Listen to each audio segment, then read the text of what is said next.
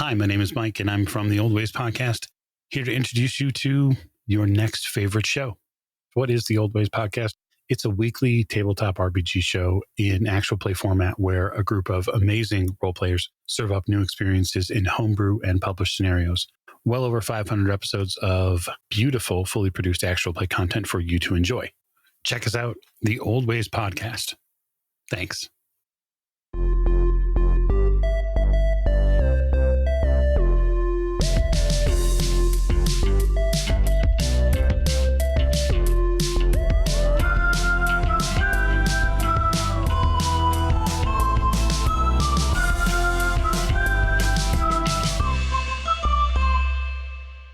Welcome back, everyone, to another episode of Tabletop. Today we are talking about the system Our Haunt. But before we get to that, why don't we talk a little bit about what you can do for this podcast? You can go down into our comments. You can leave one positive. You could What? Are you in character work now? You could rate the podcast 5 watching stars. too much Pesci?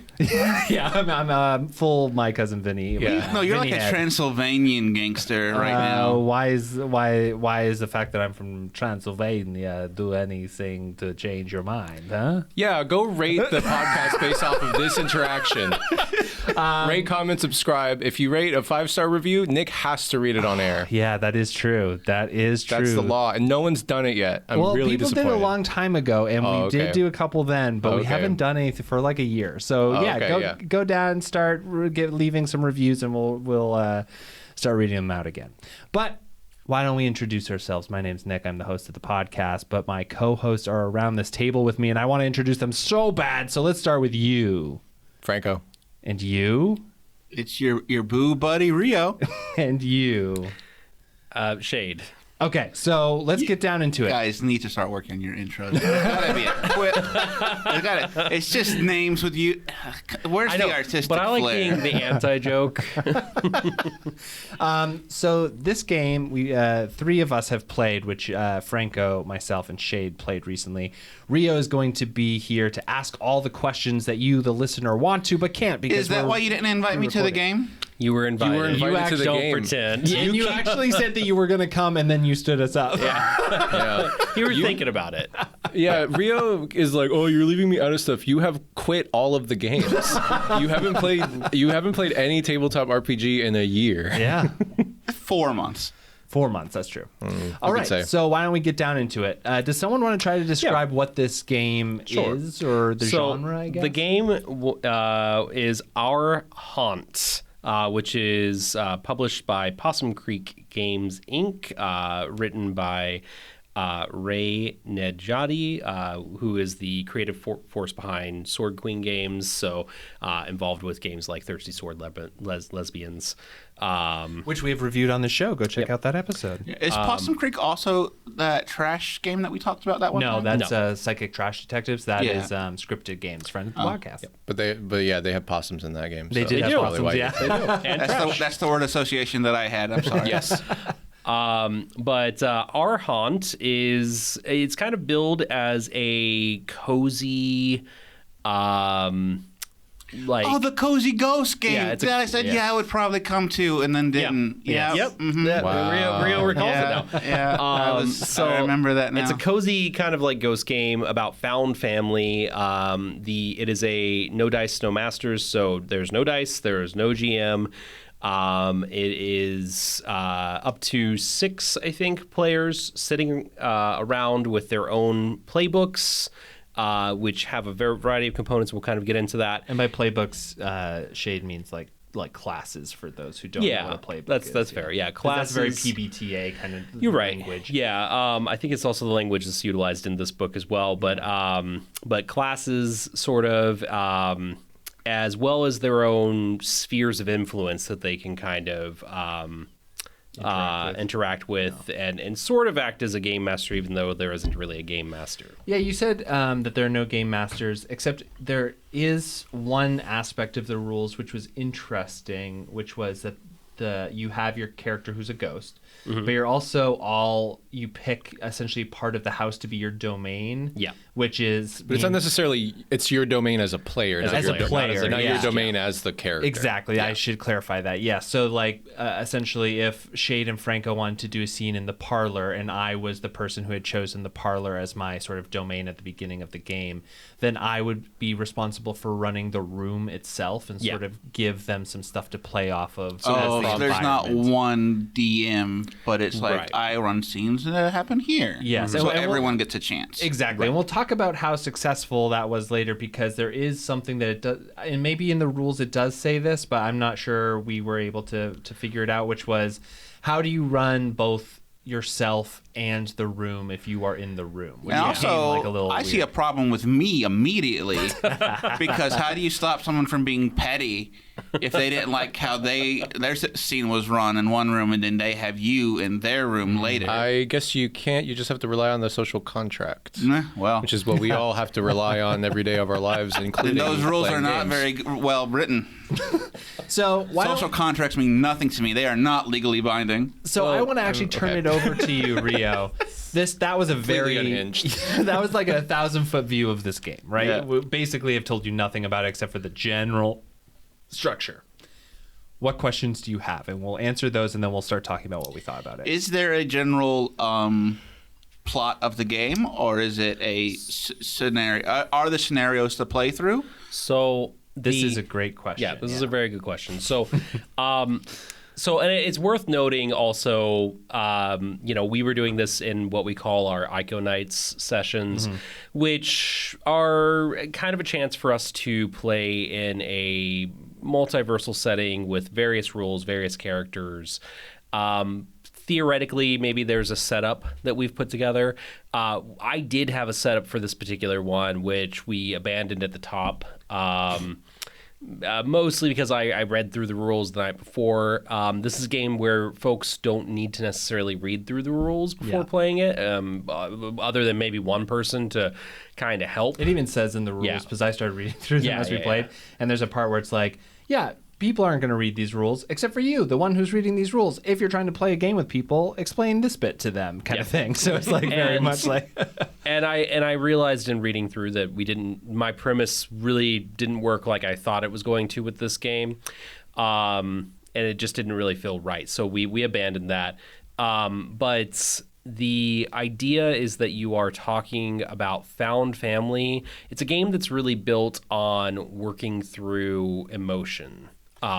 Here's the thing, though, that I'm going to throw out to sort of further confuse this description, is that it both doesn't have scenarios for you to play through, so it's very unstructured in that way, and yet the way that the classes and the rooms in the house are written, it very much kind of points to like you should be thinking about like this. I think in a certain way. I think do you agree? Yeah. I think it's very effective in creating a setup for it. I definitely remember when we were coming up with what the situation was, status quo of the house. Yeah. I was very excited about it. Me too. Yeah. I was like, oh, this sounds great. Like we were all like, okay, let's share all of our playbooks and let's share all of our rooms. Yeah. And once we were doing that, we were conversing back and forth because basically like with you as a ghost, you have like you can talk to like the living and you have like living people, or you have like specific things or whatever that are connected to you. You have like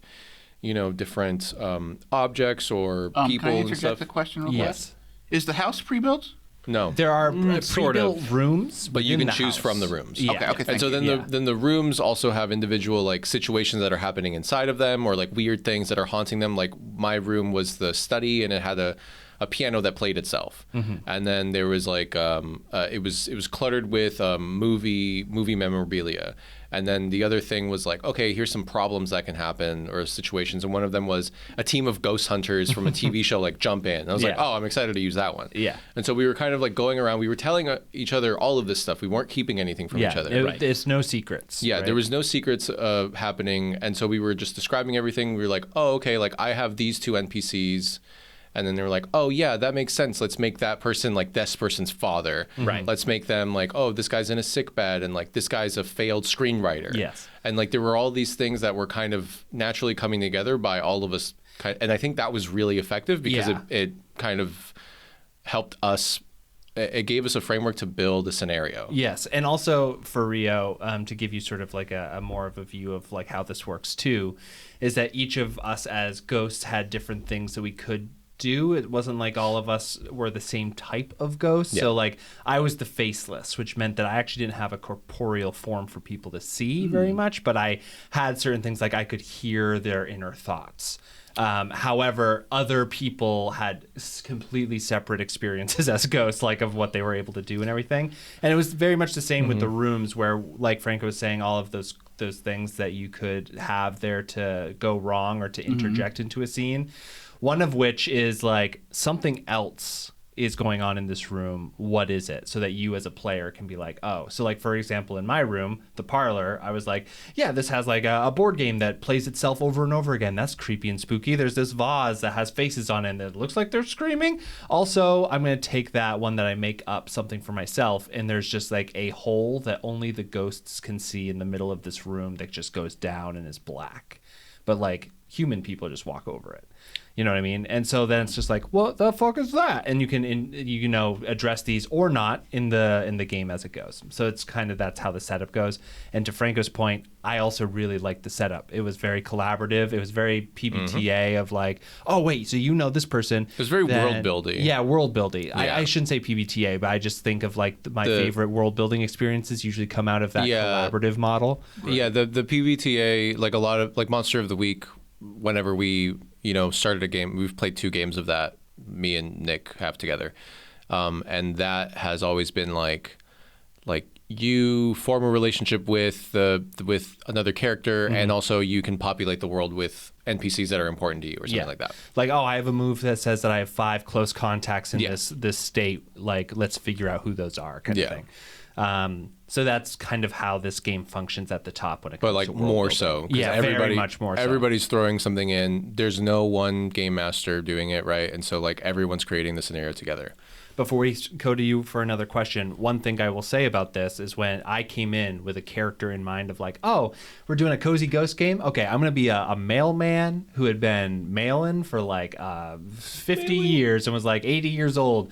And one day, all those dogs in the neighborhood, they caught up with him. And now he's a ghost, and he's a male ghost. Oh my God. And that's terrible. Yes, right? But I was going to be like, oh, he's just like a nice old man. I got eaten by 100 dogs. Yeah. But then I looked through all of the playbooks and I was like, I don't think I can make that character with these playbooks, which was an interesting feeling because usually you can sort of take whatever you're thinking about and put it into whatever game. So it's like concept and then system. But this is like very much like, oh, this system has like a point of view. Honestly, that's kind of how Monster of the Week is too. Yeah, fair enough. I think a lot more like narrative heavy games, I feel like they kind of pigeonhole you a little bit more than like 5e might, or I guess like Dungeons and Dragons like games. Sure. Like the Dungeons and Dragons family of games. Here, I'm gonna push back a little bit on this. But I don't know. I'm just saying that. No. Of course, I'm gonna push back a little bit on this because I think that when it comes to Monster of the Week, you have the genre that's kind of holding you down a little bit of like, what kind of character do you want to make within this genre?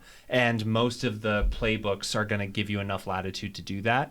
Yeah. But one of the things about this game that I'm sure we're going to talk about a lot is that it wants to cover a lot of things without giving you a lot of guidance of what this game feels like to play. So it's kind of harder to come in with an archetype that's just going to fit into the genre of the game because it's a little looser, I guess. Yeah, and I think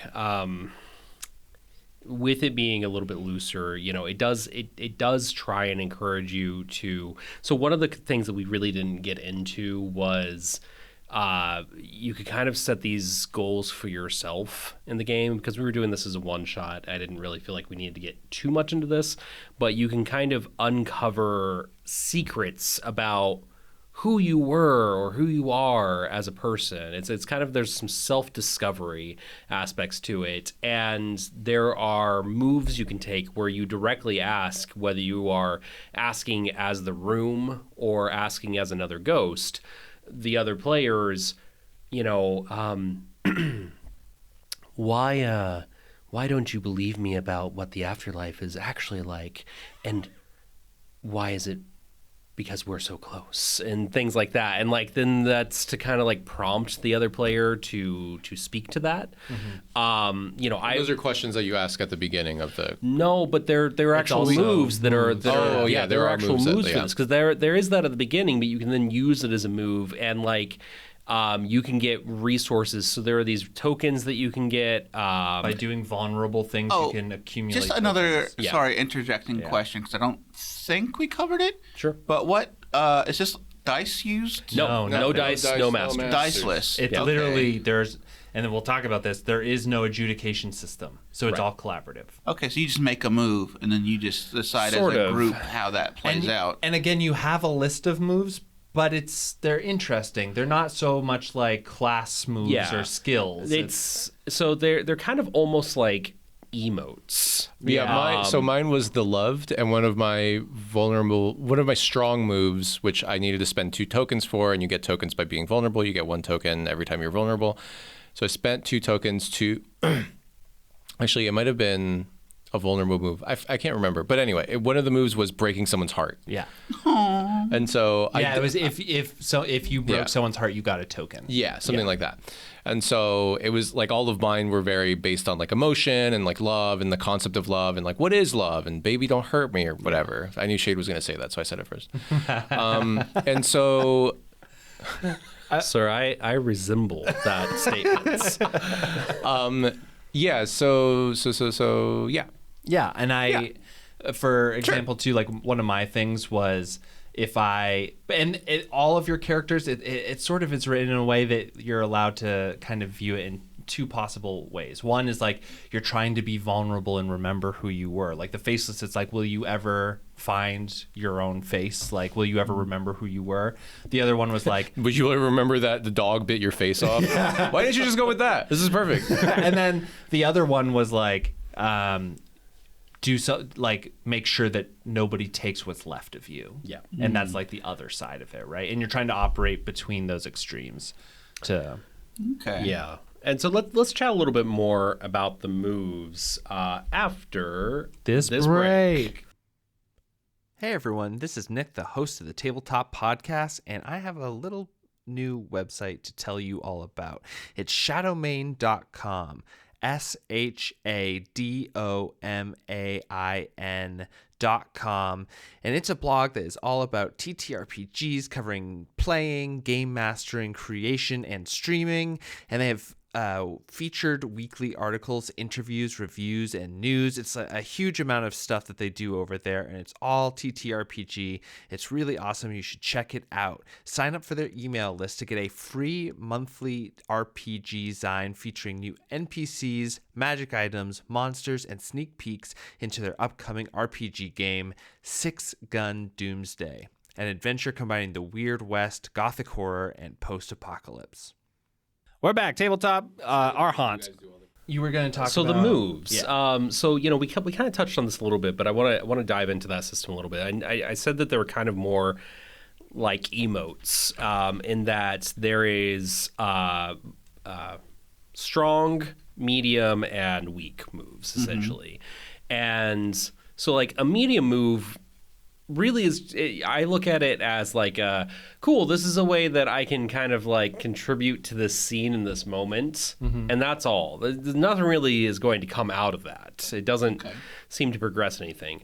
Vulnerable, or I really shouldn't use strong and weak. It's vulnerable and what? Do you remember what the other one? It was strong. Okay, strong, okay, strong and vulnerable. A vulnerable. That bothers me. Yeah, to put those on a binary. How is that? That is a binary. That is the binary. Strong and vulnerable? Well, no, I agree, because being vulnerable is strong, right? Wow, that's deep. Yeah, that is deep, but also I don't feel like strong and vulnerable are a good pairing.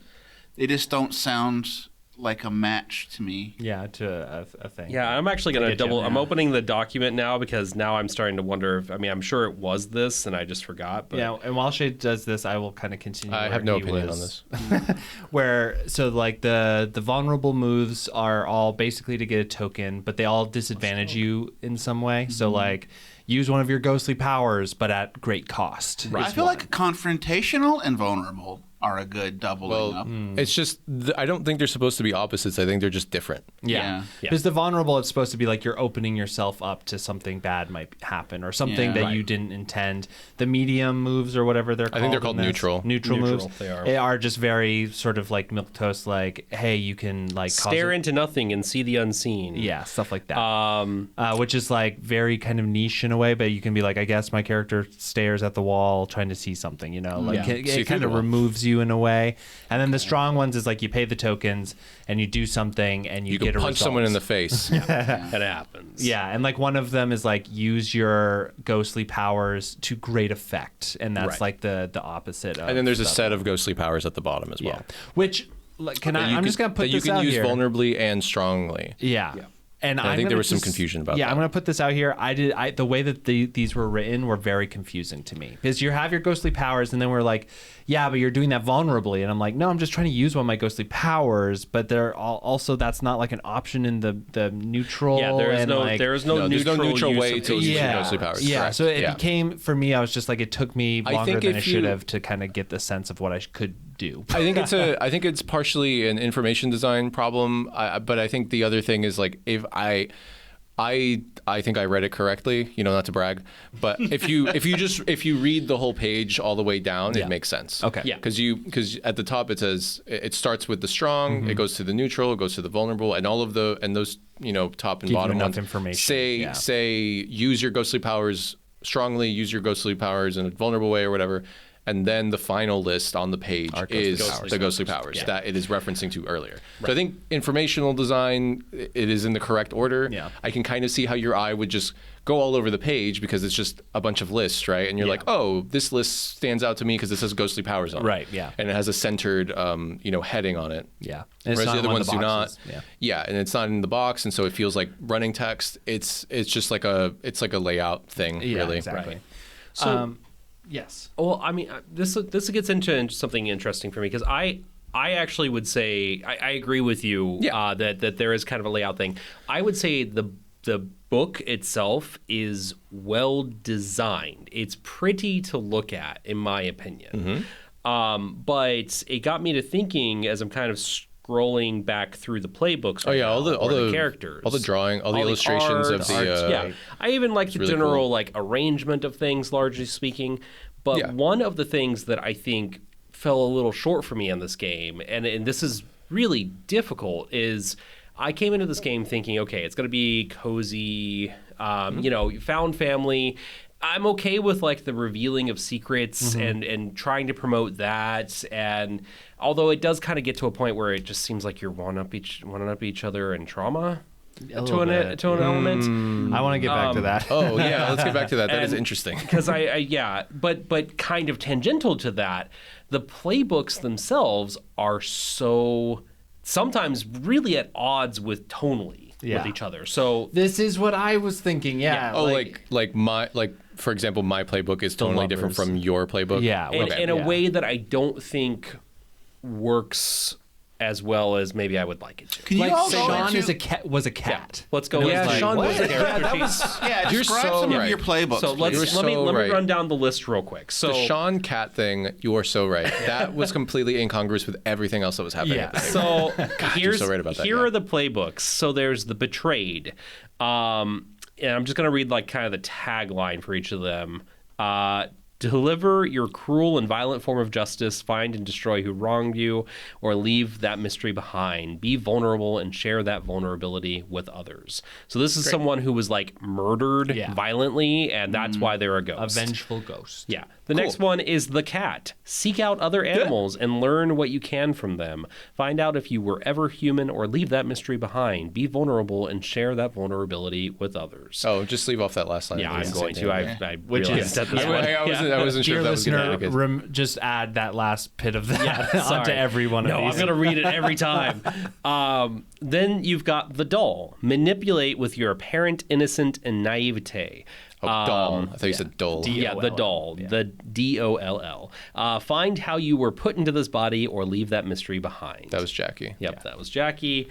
Sean was the cat. Sean was the cat. Yep. No one played the betrayed. I assumed you would probably have gravitated towards that one had you been there, Rio. Why? No reason. The Loved, which Franco played. Seek out vulnerable and true connections. Find out if you were ever truly loved or leave that mystery behind. I like the idea. The way that you said that made me think of like those dating tapes or whatever. Thank you. That was my read. Yeah, it's like call 1-800 to connect with the Loved. Then there's The Faceless, which Nick played. Seek out those who don't understand themselves and show them the truth. Find out if you were ever truly alive or leave that mystery behind. Next, we have The Returned, which I played. Seek out all beings of light and beauty and protect them from harm. Find a way back into heaven or leave that mystery behind. And then that's it. That's the characters. So this is the thing that confuses me about this game, is that it's like no dice, no masters. Yeah. Love that.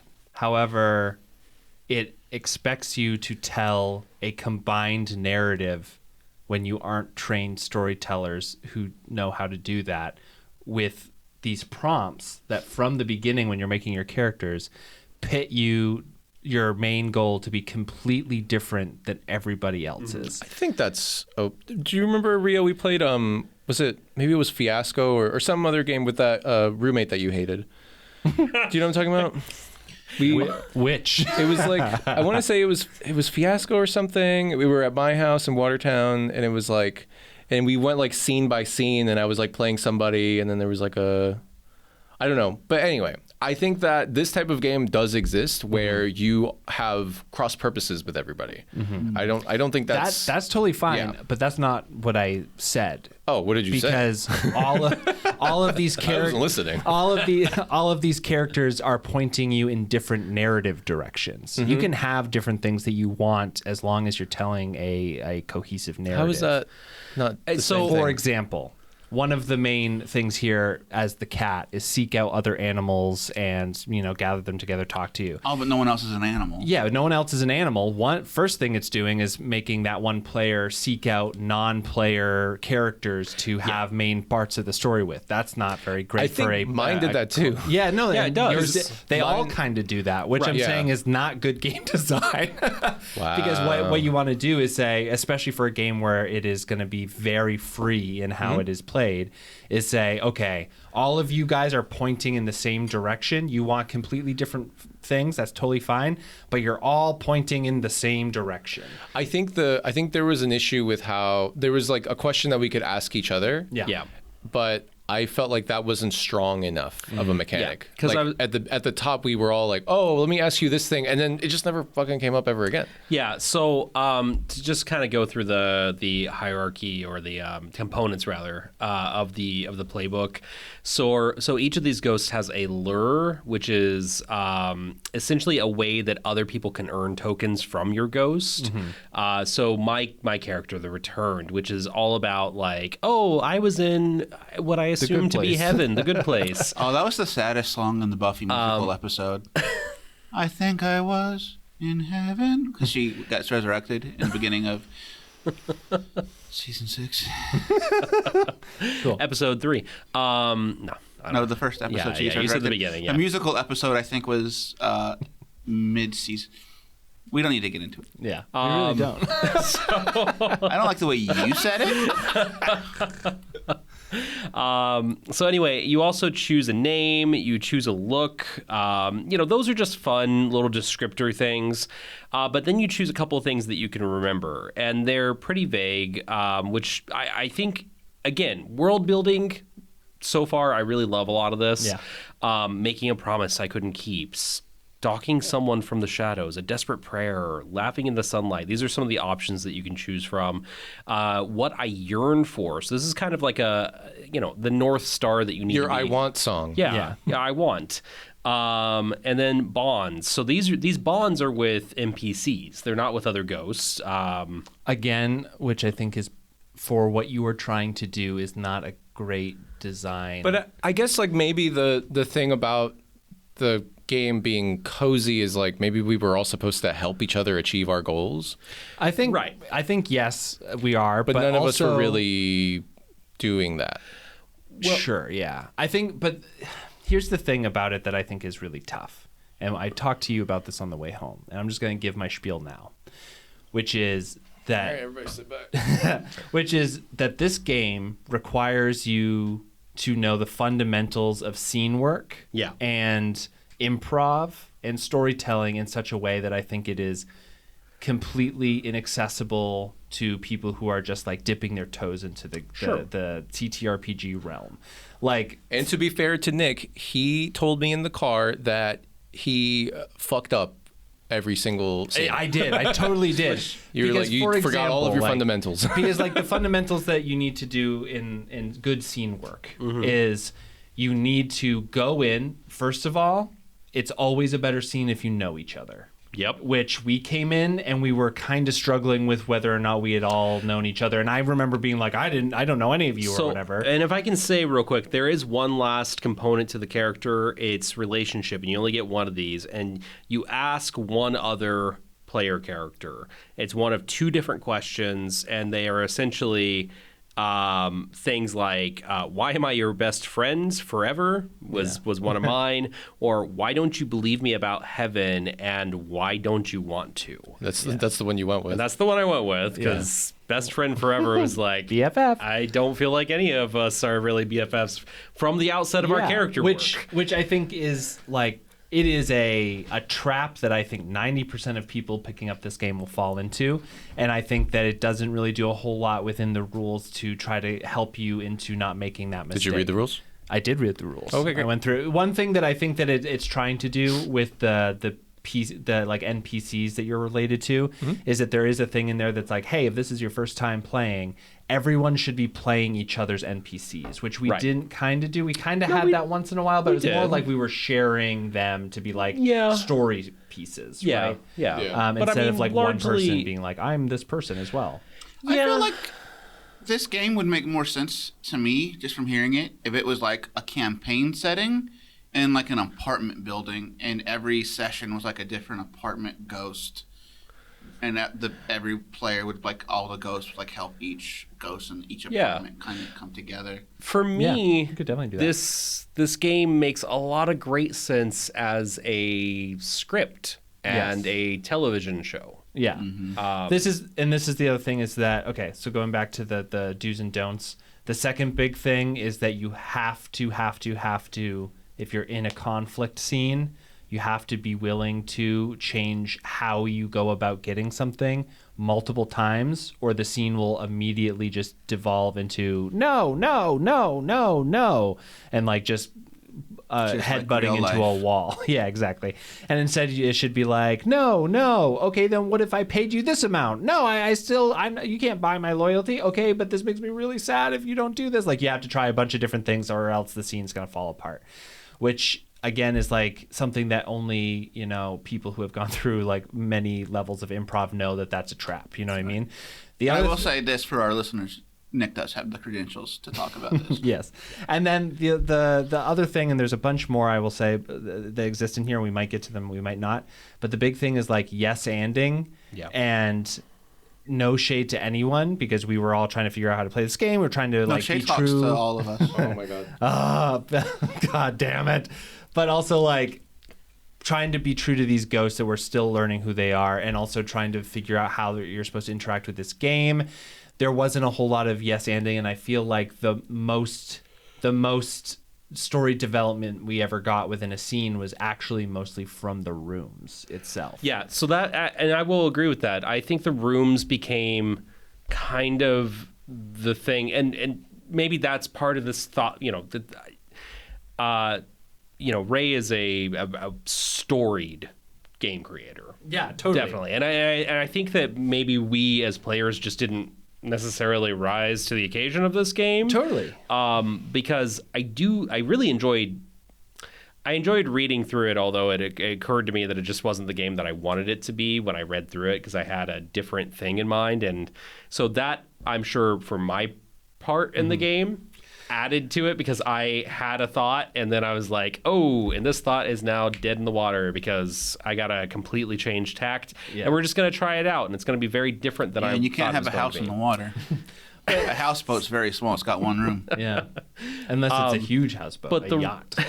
But the rooms gave us kind of this other degree of control that I think was needed. And I do think that having, oddly, a GM in this case may have been the thing that we needed for this game. Here's the thing that I was thinking about it. I think it's something that we needed. Yes. No. We needed. I'm underlining that we. And again, I am approaching my review of this game as somebody who is just like, has never played this game before and just wants to jump in. How does it feel? Yeah. I think that this is a very specific type of game, and I think it comes out of a tradition of actual play that I don't super resonate with, which is just... you know, the whole point of the actual play is the time spent around the campfire where like some secret thing from your past is revealed, and then all the other players are like, oh my god, did you just that character just revealed anytime that this happens thing in an actual play, and I almost never watch actual, like I've tried a few, and I'll just be like, I can't follow any of this for some reason. Like I'm just like, there's just like a lot of people talking, and then there's some going on. I feel like that type of actual play is the type where it's just like, we're trying to act. We're doing acting now. Yes, it is exactly. Yes. Exactly. We are no longer playing a game. We are acting. And I think that for me in this game especially, for people who are not trained storytellers or actors or scene work folks, taking away all of the objective resolves to situations, in my opinion, was a bad design move. Right. Because there were times where we came up against something where we were like, oh, like then what could kind of happen here? And I think that what we wanted was a randomized way to resolve certain things. For sure. And we didn't have that. Right. No dice. Yeah. And one of the biggest things about group storytelling in general is that you all have to meet in the middle with no predisposed ideas and move as a group towards something. And it took us probably like 2 hours to like figure out a direction to move in, and then we moved there pretty quick. Oh, so good. I was gonna say, it sounds like you were herding cats. Would be great for Sean's character. Well, also, it felt like, because my story thing got resolved. I think that was like the main thing that got resolved. Yeah. And it was like, it felt like that was was there like a second one? I think like Jackie's thing got resolved too. Kind of resolved. Yeah, but it was like my thing felt like the only one that felt, because like how I was approaching it was like, there's a mystery here. I don't know who this dying man is, and I have some connection with him. I want to find out who he is. In my head, I kind of had an idea, and at the end, that's what it was. Yeah. And then I also was friends with his son, who was a screenwriter or whatever. And so like, I felt like that whole thing made it like, to me, I was like, I'm going to play this like I'm uncovering a mystery. Like in my head, I'm like, this is the game that I am playing is I'm going to find out who this man is, and all of the actions that I'm going to take are going towards that goal. How did you guys play it? Well, I mean, that is like, I was trying to gamify it in my head. That is, I think, the intended play. But it doesn't say that in the rules outright. No, sort of. I mean, it kind of gets there. And one of the things that, you know, maybe we would benefit from playing more of the game is because it was this whole thing that we didn't really carrying over tokens into new games and like establishing bonds and revealed secrets and realizations, things like that, through tokens that are left over at the end of the game. You know what this kind of feels like too is that it kind of feels like somebody who really loves the middle end of like TV show seasons, where people have finally done the legwork of building the connections between these characters, and now they're being vulnerable with each other. They're building that trust right before this big ending thing.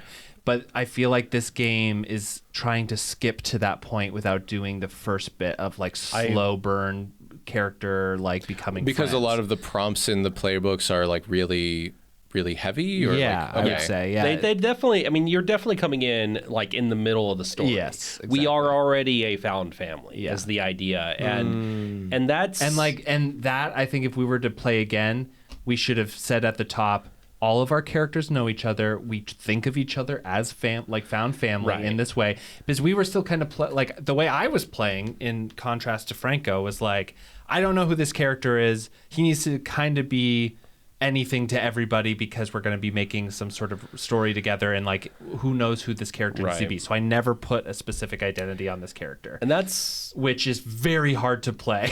You know what I mean? And I think that that's probably true for everybody who doesn't pick that thing right away. So I think that if we were to play again, I'd say like you guys were talking about, everyone, we're found family, we already know each other, we've been in this house for, let's agree on amount of time. Recently there's a mystery that each of us has in our mind, or like a thing that a goal that each of us wants to do. Pick that now, you don't have to share it, whatever. So like you were like, hey, I'm going to try to find out who this guy is. Then we can interact with each other in a way that I think would be a little bit more structured and help with that moving together in one direction, because otherwise it's like... And that thing that you have just described is not explicit in the rules. No. Okay. I mean... Is it implied again, in my opinion, it is really explicit in the rules, but we really didn't talk enough about it as a group.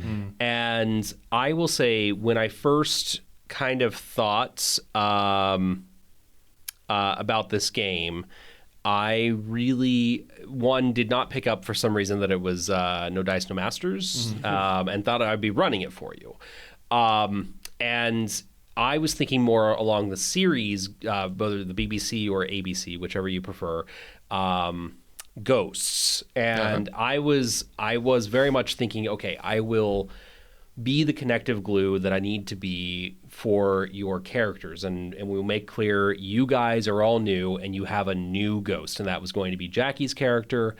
And you have maybe a spunky, NPC or two that you interact with. What is your relationship with that NPC? Is it Sorry, this was your original idea? This is my original idea before of this game. Before you read it. Before I read it and then went, it's really not how it's meant to be played, and it just didn't feel like I would be able to easily accomplish that. And I also, Jackie's established ghost character was not going to easily be able, because I thought the Returned was going to be a good fit, and then I read the Returned and went, oh my god, this character is saccharine and annoying as fuck.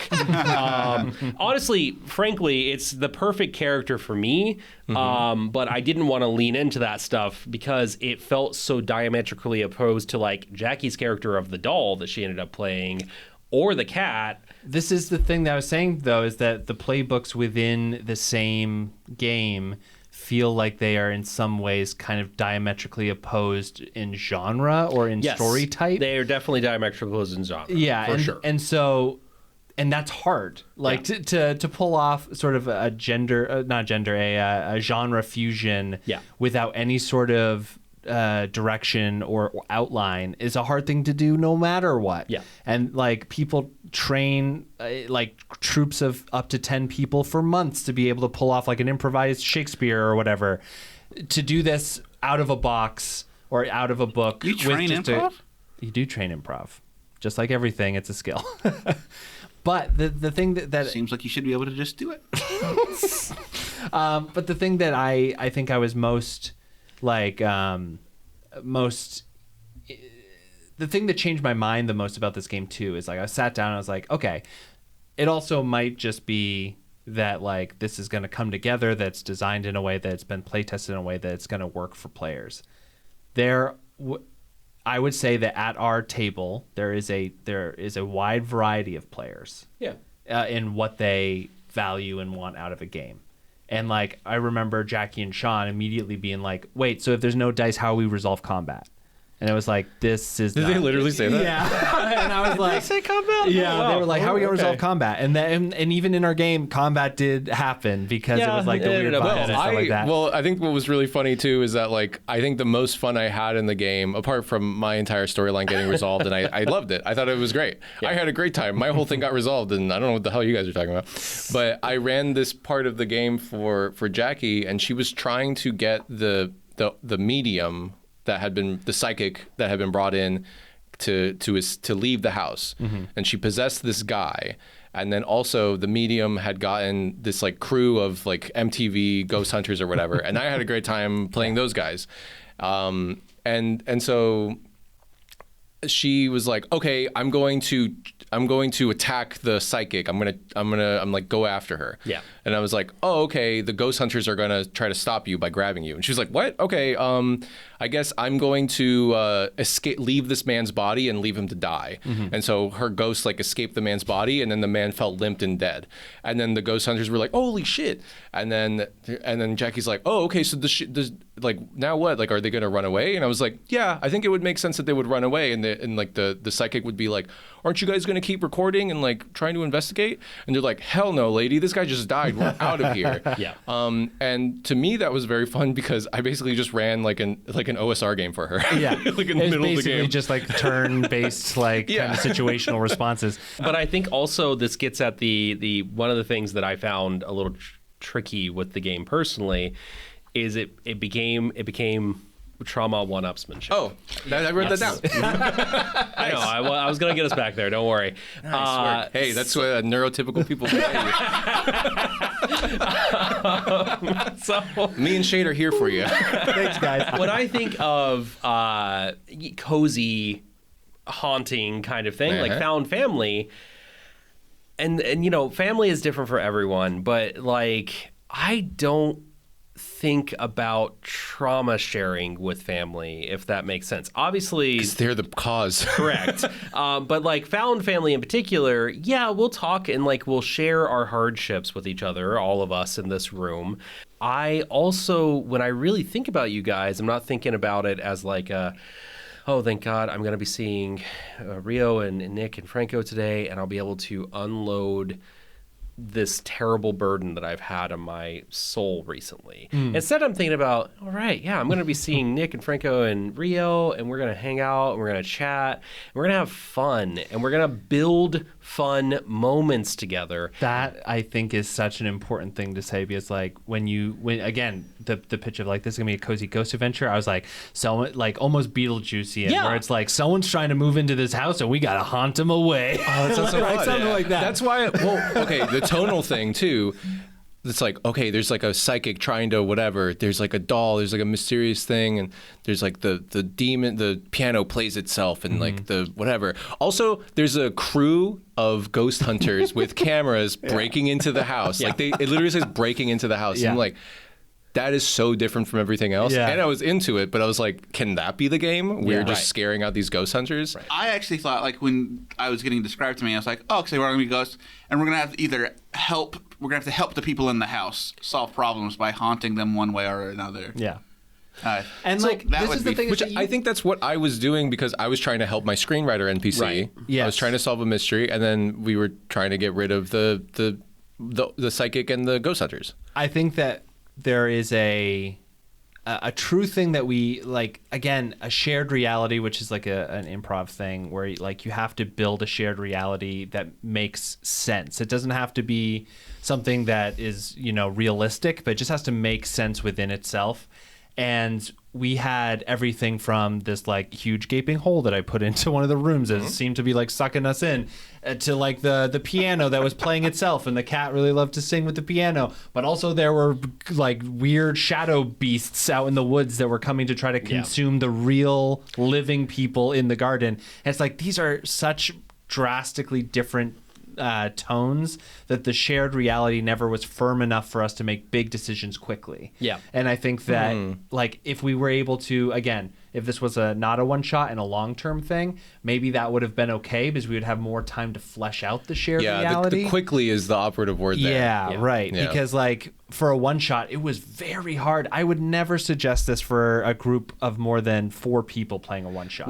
Because it's meant to support 6. Yeah, but it's like if you were to sit down with all of us and do that again, like, because Franco and I were talking about this, Franco and Sean kind of with the cat, and Jackie's character had story resolution in some way. Like we found out more about them, and it was like, great, we kind of get what happened here. Right. But for us, we absolutely did not. Well, I think, and this is interesting.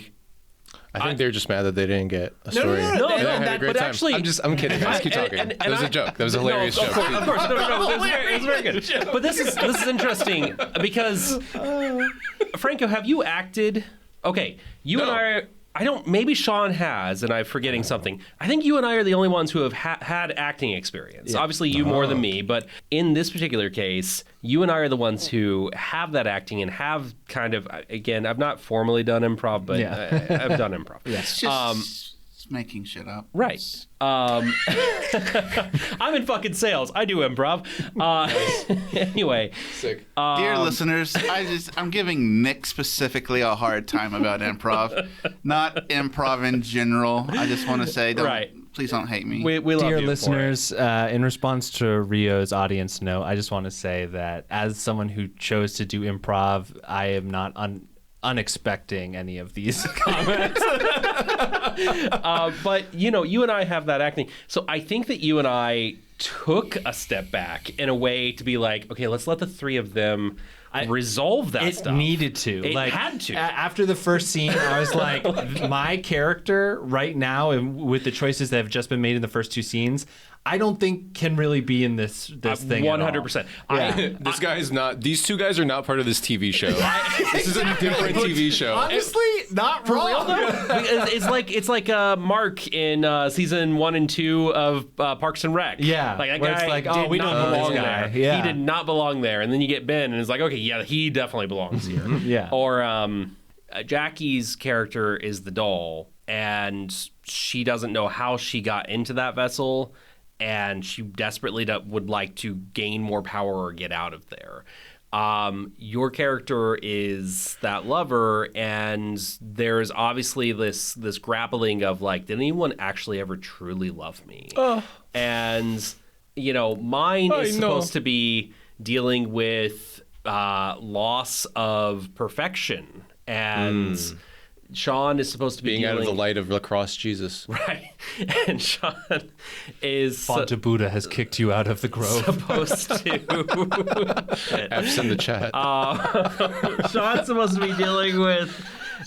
being a fucking cat. Was I always a cat or not? Which is... is am I cat trauma? or am I dancer? Yeah. and then you're actually dealing with, like, I am fading into nothing. Was I always nothing? And this revealing of secrets and things like that, again, it just kind of gets into the acting element of it, where I think trauma in TTRPGs can be very difficult to pull off. Yeah. And trauma between player characters in particular, for whatever reason, maybe it is really more localized to our group, but in my mind, because I feel this way when I watch live TTR or live plays as well, actual plays as well. Trauma between characters feels more hollow to me, whereas if it is maybe trauma between a GM and the character, like the GM acting as the NPC, the world and the character, and then the player characters are there to like support and lift up the PC who's dealing with the trauma. Well, I guess what you do right in that sense is like, if we all take turns playing NPCs, right? And then it's like, oh, okay, now we're just you're running across you're Lafayette and now you're Thomas Jefferson. Yeah, like what it feels like to me is build a character that is not randomized, that is highly specific, build an intense like backstory with like traumas and all this stuff, and then the game is slowly feeding these out to the different characters over the course of like a session or maybe multiple, like a campaign, so that you are revealing this thing that you have created to everyone else. It's kind of like a time release reveal, which I think that is fine. Definitely not something I'm interested in. Like a thing Michael always would say to me is don't surprise, impress. And I feel like this game requires a lot of just like surprise around the table of like, oh my God, wow, that I never thought that was the case. And it's so interesting because there's one other game that, as we've talked this out a lot, I'm trying to think about like, how would I actually achieve this? Yeah. And there is exactly one playthrough where I feel like we kind of got there. 10 Candles, our purest playthrough of that, for whatever reason, it worked fucking great. It really did, and I felt like it still allowed us to resolve that trauma. And maybe it was because there was such a finality to it. There was a goalpost that we were working towards. Yeah, that's true. And also the thing about it too was like it had a resolve mechanism. Yeah. Like you had the candles and the dice. Yeah. And what I'm sort of saying about that as a thing is like it. As a designer, but not any specific designer. Like these people obviously know how to make games and great games. So I'm not saying anything about diminishing that. But I find it hard to believe that a designer will say, well, everyone's going to be able to know how to cooperatively tell a story, right? Sure. A couple of things that I wanted to say. Yeah. So the trauma thing, every time I had an option to choose between trauma and not trauma, I always chose something that wasn't traumatic whenever I had to do something in the game. And what I mostly did in the game too was lean on melodrama, because I think melodrama is fun. Yeah. Me getting into the car with the screenwriter and then he drives away and then I'm not there and I'm in the window and I'm crying or whatever. Yeah. That's melodrama and that's great. Yeah. Chew that scenery. And then the other thing is, as far as this game, I think this is for the RPOC crowd. Yeah. Like the people who are like, I'm 100%. I'm all about my backstory. This is like, sorry, it sounds like I'm being like really like talking down. It's a different type of play style. Just a different player, everybody's fun is valid. I'm not like some OSR piece of shit who's like really clowning on your fun or whatever. But I feel like it is for that type of audience. Yeah. I am more interested in simulation gamey games. I guess. I'm more interested in narrative, not just character. Yeah, you know what I mean. Yeah, and that's I think where I had trouble with it. I am also more interested what in this narrative is. Yeah, I really don't give a shit about characters mostly. Yeah, if I can't fight a big monster, I don't want to play. It's interesting you mentioned the RPOC culture. Yeah, because. One of the things I thought about at the end is this felt like one of the few times that I've LARPed. And that is what it is. It is a table LARP. It is a table LARP. And so much good world building stuff. And I think the house is too haunted. It is an awful lot of ghosts. Yeah, it's like way too haunted. Yeah. And that's another thing I would say. Like, hey, I'm so excited to play with the two of you. You know what I mean? Like, have a small group. Smaller group. Honestly, I think this would be a good duo game too. Yeah, it could be a good duo game. That just you and one other person. I think I would play this game again with some more stipulations. Again, I had fun while I was playing, and then I wasn't having fun when other people were doing things. Yeah, I think, but this is the thing. So I was like, this isn't the story. The story isn't right. Like, what are you guys talking about? This is wrong. You guys are doing this wrong. And I think that would also be solved if there were less people, because you would be speaking more. You know what I mean? Yeah. Like you would just. See, I was actually having the most fun when I was watching you guys playing, and I thought for the last week or two, or however long it's been since we played this game, about, do I just like being a DM more than I like being a player? Can I give you a little evidence for this? And I also did this too, so it's not a shade or whatever. No, it is. Oh my God! Get a different name. Every time. I have many. the times that I remember your face like lighting up and you being really in the story was when you were the room and you were setting up situations. Being the room is so fun. It's so fun because it's being the GM. Yeah, being the GM is fun. So I would play this again. Would I recommend this, people? Yeah, you could play this. Yeah. Keep everything in mind that Nick was screaming about. Yeah, Nick is having a time. If the creator is listening to this, please don't take any offense to what Nick was saying. I think it's a great game. What this game is if you have a group of like 2 or 3 people who you're like, I really want to do just some really cool role playing, have like this like weird little game, and I want to play it with them for a little while, really change up what we're doing. Yeah. Grab the game. I think that this is going to be fun. You can house rule whatever you need to match your taste and everything. If you are, dear listener, somebody trying to get somebody into a TTRPG, never do this. No. I will agree. I don't think it's necessarily good for introductory. But on the same token, it is great for introductory. It depends on what your age group is. Yeah. Kids playing this shit. That could be great. Kids playing this game, great. If you are actually, and I also think maybe delete some of the options. Yeah. Oh, sure. For 100%. Yeah. But or modify them a little bit. But I also think that this game could be. So I think TTRPG as therapy is a terrific thing, and I love seeing it in that space. I do think this game could be tremendous on that level as well. Like, you could work through some of your actual issues with this game, but if it's a child's first TTRPG, I would strongly support it. If it is an adult's first TTRPG, I do not necessarily recommend that, because I think there is a value to GMs and dice for those kinds of things, because it feels it's that more tactile. Is just helpful. Yep, and it's the more tactile thing of a board game. Everyone's played a board game at least once. Yeah, and I think all in all, I think I do recommend this game for people who are not for all the things that Shade was saying. I don't reiterate anything that Nick has been saying, because I don't know what the hell he said. All right. Okay, great. I'm going to give this no stars, and my star system is, please, it's a Michelin star based system. 1 star means I recommend it and I liked it. 2 stars means it's really great, it's an exemplar of its genre, and 3 stars is this is one of the best things I've ever played or experienced or whatever. I would give this no stars, but I would try this again. Yeah. Basically, I didn't have a bad time. Yeah. I think there were times when I was having a bad time where I could see some faults in it. Basically, coming from our group, what I have written down here is we're too fucking stupid for this game. That is what I wrote down, and I think that's what it is. I think we are just it's a skill issue. I think it's a skill issue. I think we just need to re-up, and then we need to figure out like the core beauty of this game, because I think there's something in here. I agree, but I think it's hard to get to, and I think it's a high difficulty game. I don't think you should start with it. But I think I had a pretty good time. We had a pretty good day too. So 1 star starts at recommendations?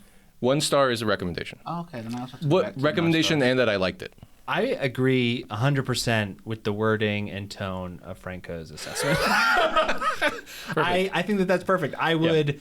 I'm the only reasonable person on this podcast. I would play it again. I almost got offended, but then I thought about it. Would I ever... Shade is actually offended. I don't know that anyone's ever called me unreasonable before. I'm actually just searching for that in my mind. That's funny. Would I ever recommend this to anybody? Probably not. Just because I think that if you want this tone of thing, you can get it in Nick can't let it go. Easier to access system. I am not saying anything crazy. I'm not. You're just saying what you've already again. It's just that you're saying what you've already said. Yeah. Anyway, dear listeners, what's your thoughts? He already said his thoughts. I said your recommendation. I said I would say that I recommend it for folks who are ready to try something challenging and new. I think for seasoned players and also for people who are really into OC culture stuff. Yeah. Agreed. Like OC people, which means original character, if anybody doesn't know that. Yeah. It is like a sort of, I think it is kind of reflective in actual play culture, and really came around with like 5e and I guess like Pathfinder too. Yeah. Which, as a small tangent, you made Nick, your character, entirely randomly, which I think may have had a sort of impact on your play experience. I would say so too, which I would, again... But it feels like it should work. That, again, I was going to say, like going design-wise, back to a design standpoint, I have not had the experience yet of fully randomizing a character and not being able to play it. Right. In all of the other games we've played, I actually almost prefer a randomized character, because I'm like, man, I don't have to think about this so deeply and know who this person is right away. I can kind of find it off of these cues, which are the randomized. But I almost think that that's the thing that's needed for this game, is you do need to come in, even though it purports that you can get together without anyone but maybe one person having read any of the rules and pick it up right then and there. I do think it's helpful if you are not a professional improviser, then I don't think you can do that. I don't think that you can just come in and have a story like that. Yeah, I think that's fair. But for the love of God in this. No, we're haunted by it. Goodbye, everyone. Goodbye. Follow us on patreon.com or whatever. Yeah, go find us there or at our website, tabletop.com. Bye. Bye.